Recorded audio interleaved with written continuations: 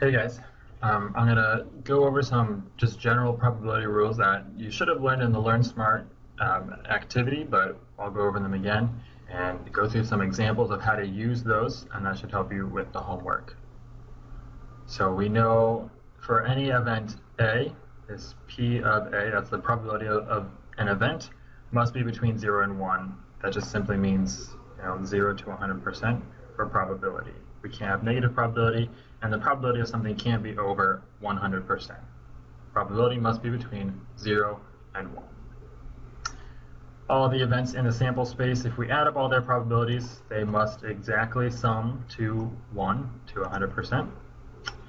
And there's this complement rule. So when we see this symbol, the probability of A with a horizontal bar over it, that's the complement of A. That means not A. What's the probability that A does not occur? The simple formula for that is just 1 minus the probability that A does occur. Addition rule for two disjoint events. For events that are disjoint, that means they can't happen at the same time.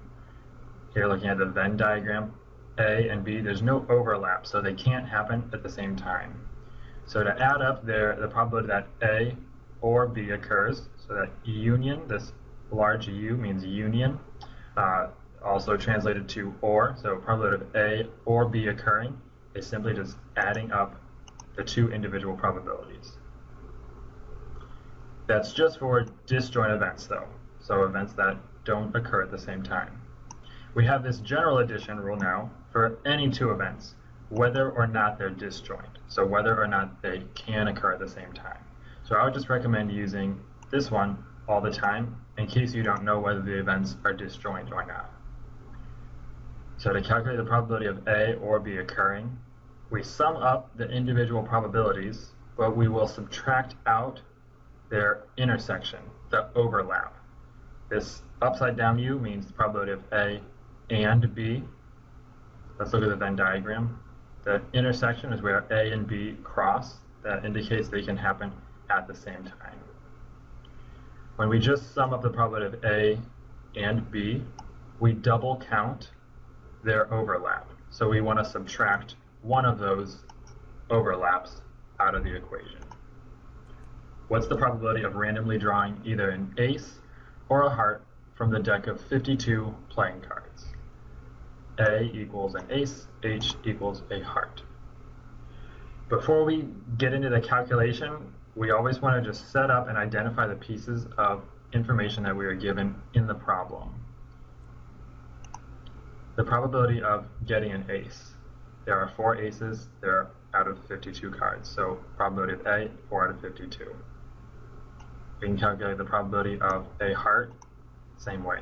There are 13 hearts in a deck of 52 playing cards. So the probability of H, 13 out of 52.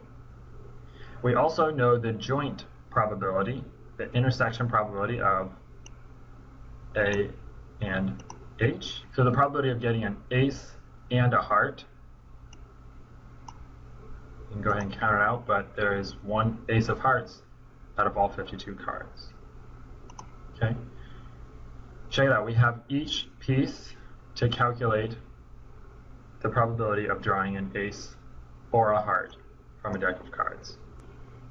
Here is what my probability statement, this is what I need to calculate. The probability of drawing either an ace or a heart from a deck of 52 cards. Okay, probability of A union H. Well, to do that, I have this formula up here for any two events.